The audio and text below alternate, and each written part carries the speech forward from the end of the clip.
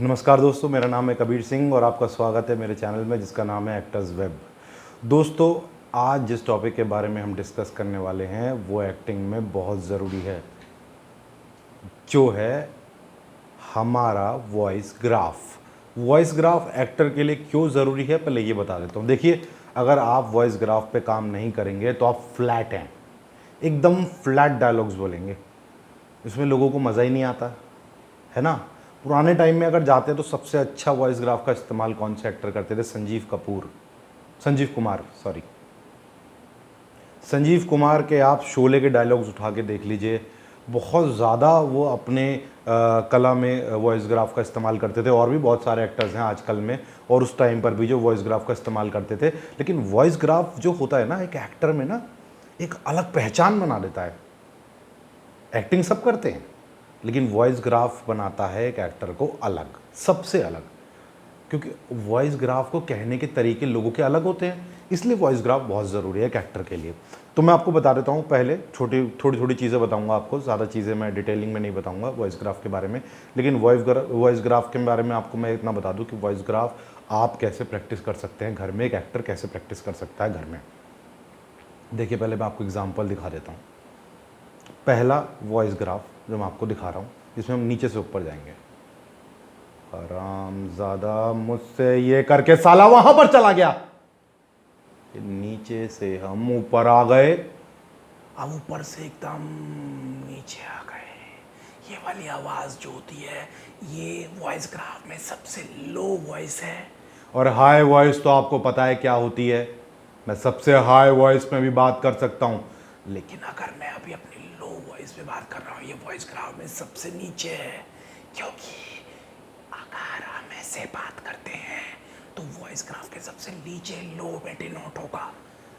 उम्मीद है आपको थोड़ा बहुत वॉइस ग्राफ के बारे में नॉलेज हुई होगी। और आपको मैं बता देता हूँ वॉइस ग्राफ में और क्या हो सकता है कि वॉइस ग्राफ अगर आपका अच्छा है तो आप ना खेलते हैं डायलॉग्स के साथ। मैं आपको दिखाता हूँ कि हम वॉइस ग्राफ को और कैसे कर सकते हैं। ब्रेक करके शब्दों को बोलना, जैसे कि वो मुझे पता था। अब मैं आपको एक एक शब्द की महत्वपूर्ण कहाँ और कैसे वो बताता हूँ।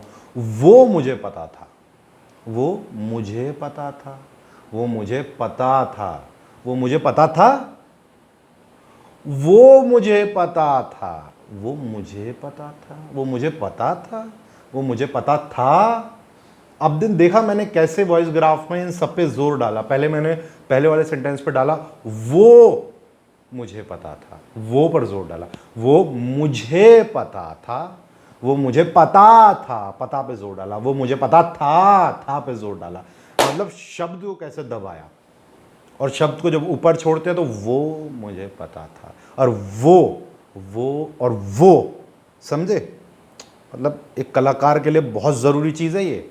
अगर ये चीज़ नहीं है तो आप ग्रेट एक्टर नहीं बन सकते। आप समझ लीजिए, इसका आना एक कलाकार को बहुत ज़रूरी है। और भी अगर आपको मैं एग्जांपल देता हूँ कि तोड़ तोड़ के पुराने टाइम में आप देखते थे कि जो हिंदी नाटक होते थे उनमें बहुत तौर पे इस्तेमाल होता था वॉइस ग्राफ। हिंदी नाटकों में आज भी होता है वॉइस ग्राफ, हिंदी नाटकों में इस्तेमाल, पिक्चरों में भी होता है, लेकिन बड़े नेचुरल तरीके से करते हैं। जैसे नवाजुद्दीन सिद्दीकी हैं, सब करते हैं एक्टर वॉइस ग्राफ का इस्तेमाल। लेकिन कोई पे हाई पे ले जाके नीचे छोड़ देते हैं, बड़ा प्यारा लगता है। अगर आप किसी डायलॉग को इतना हाई पर ले जाएं, इतना हाई पर, मैं डिनोट कर रहा हूँ, देखिए आप केवल बोलने से समझ जाएंगे कि मैंने कहाँ दिखा दिया। अगर मैं किसी ऐसी जगह की बात करता हूँ जो बहुत दूर है तो मैं अपने बोलने से दिखा सकता हूँ ना। जैसे कि वो पहाड़ बहुत दूर है, वो पहाड़ बहुत दूर है, बहुत दूर, मतलब मैंने डिनोट कर दिया, अरे यार वो पहाड़ तो बहुत दूर है। अब मैं किसी करीबी चीज़ की बात करता हूँ, यार मेरे दिल के बड़ा करीब है यार, मैं समझिए ना मैंने कितना दिल के करीब है यार। मतलब मैं अपने बोलने से आपको बता रहा हूँ कि मेरे दिल के वो कितना करीब है। अब मैं इसे ऐसे तो नहीं बोल सकता यार वो मेरे दिल के कितना करीब है, कितना अजीब लगेगा ना। ऐसे तो नहीं बोल सकते यार वो मेरे दिल के कितना करीब है। ये तो हम उसी इसमें बोल सकते हैं ना यार, वो मेरे, अगर हम किसी से करीबी की बात करें तो वो हमारे आवाज़ में झलकना चाहिए, है ना, टेम्पलेमेंट में आना चाहिए, वॉइस टेम्पलेमेंट में। इसलिए लोग बोलते हैं यार कि यार इस एक्टर की यार ये आवाज़ तो यार इसकी नहीं है, ये तो किसी, क्योंकि क्यों आपको ऐसा लग रहा है, वो इसलिए लग रहा है क्योंकि उस एक्टर ने उस टाइम पे जो अपनी वॉइस टेम्पलेमेंट जो उसने निभाई थी, इस वक्त अपने दूसरे कैरेक्टर में, और दूसरे कैरेक्टर में अपना वॉइस टेम्पलेमेंट उसने बिल्कुल बदल दिया है।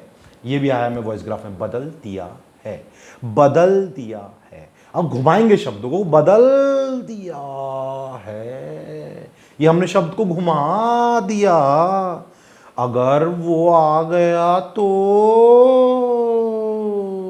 अभी शब्द घूम रहे हैं, अभी शब्द घूम रहे हैं। ये भी वॉइस ग्राफ के पार्ट हैं, क्योंकि शब्द घूम रहे हैं। ये शब्द को घुमा दिया, शब्द को दबाना भी बता दिया, शब्द को छोड़ना भी बता दिया आपको। और आपको बता देता हूँ, एक और लास्ट है जो आपको बता रहा हूँ, इससे ज़्यादा नहीं बताऊँगा। तो ये लास्ट वाला है कि आप अपने वॉइस ग्राफ में, ये लास्ट वॉइस ग्राफ में कि आपको बता दिया, घुमाने वाला बता दिया, दबाना दिया। हम जैसे अपने क्लास में प्रैक्टिस करते थे बचपन में, जैसे टीचर बच्चों को पढ़ाते थे पाठशाला में, कैसे पढ़ाते थे? बच्चों, आज की पाठशाला में आप सबको ये सब्जेक्ट पढ़ाया जाएगा। इसमें ये वॉइस ग्राफ का एक स्टाइल है। वॉइस ग्राफ में हमने शब्दों को बिल्कुल अलग अलग कर दिया, बच्चों, और टाइम भी दे दिया। बच्चों, आज के इस पाठशाला में ये सब्जेक्ट पढ़ाया जाएगा। अगर आप ये सब सीख जाते हैं, शब्दों को गोल घुमाना, शब्दों को फ्लैट छोड़ना, फ्लैट छोड़ना वाली आपकी बात बता दूं, अगर यार मैं तो अब मेरे मुंह से तो फ्लैट पता नहीं निकलते ही नहीं है डायलॉग्स, मैं कैसे बताऊं। अब आदत हो गई है, बहुत प्रैक्टिस की है वॉइस ग्राफ्स की, मेरे मुंह से बिल्कुल फ्लैट डायलॉग्स नहीं निकलते, मैं बिल्कुल नहीं बोल सकता फ्लैट डायलॉग्स, सॉरी टू से नहीं बोल सकता, क्योंकि फ्लैट डायलॉग्स आपके पेट से आवाज़ नहीं आएगी तो आप फ्लैट डायलॉग ही बोलोगे ना। आप किसी भी डायलॉग को बोल दो उसका मतलब ही नहीं बनता है यार करके यार। अगर मैं इतनी भी आवाज़ में बात कर रहा हूँ ना आपसे, तो मेरी भी फ्लैट नहीं जाएगी वो।